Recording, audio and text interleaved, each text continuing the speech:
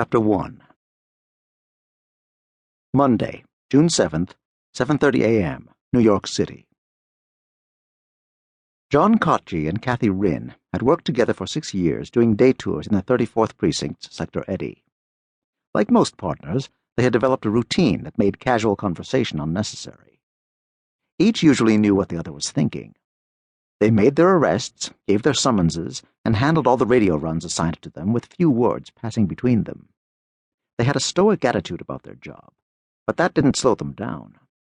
In a tough precinct, they were known as good cops who weren't afraid to work. And work they did, most of the time. The 34th Precinct covered Washington Heights, a poor neighborhood at the northern tip of Manhattan, where the vast majority of the residents were immigrants from the Dominican Republic, many of them illegal aliens. It was a tough life for the new arrivals. Most had learned to live by their wits, but there were always those prepared to prey on their neighbors. Consequently, crime was a sad daily fact of life for the good people, and a livelihood for the bad. As usual, Rinn and Cotchy expected that they would spend the day tied to the radio, going from one call to the next if they didn't run into an arrest.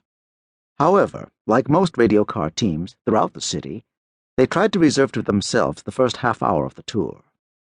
They bought their coffee and bagels and headed for their spot in Fort Tryon Park, under the cloisters.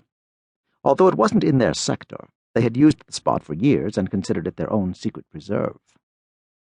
Rinn drove into the park, up the steep road leading to the cloisters, the medieval castle perched overlooking the Hudson River.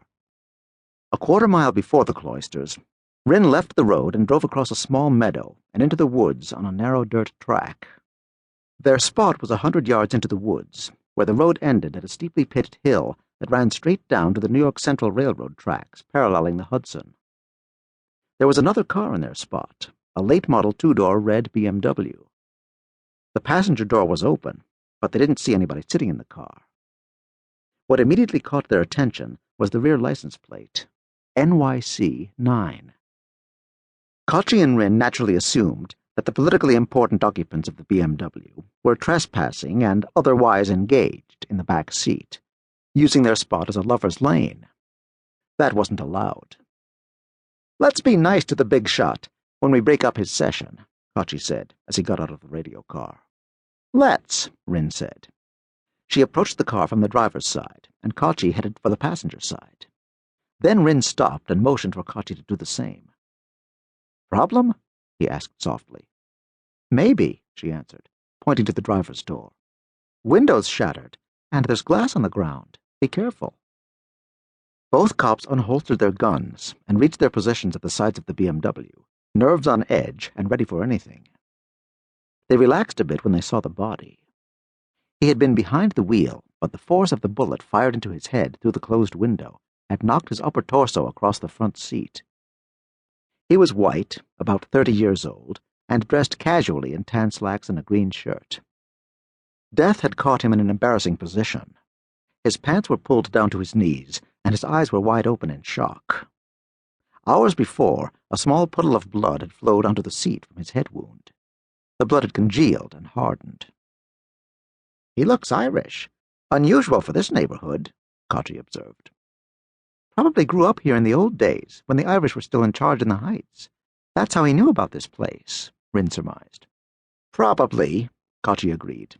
"Let's go find the other body, if there is another one." "Okay, but remember crime scene protocol. No need to give ourselves more problems than we already have." She didn't have to say more. Both had been around long enough to know that many crime scenes were damaged and evidence inadvertently destroyed by the first officers on the scene. They prided themselves on doing the job right. Their problem would be explaining how they had stumbled on the BMW deep in the woods and out of their sector. Both knew that they were headed for some grief from their cranky old sergeant, but what bothered them more was that their wonderful spot would no longer be a secret.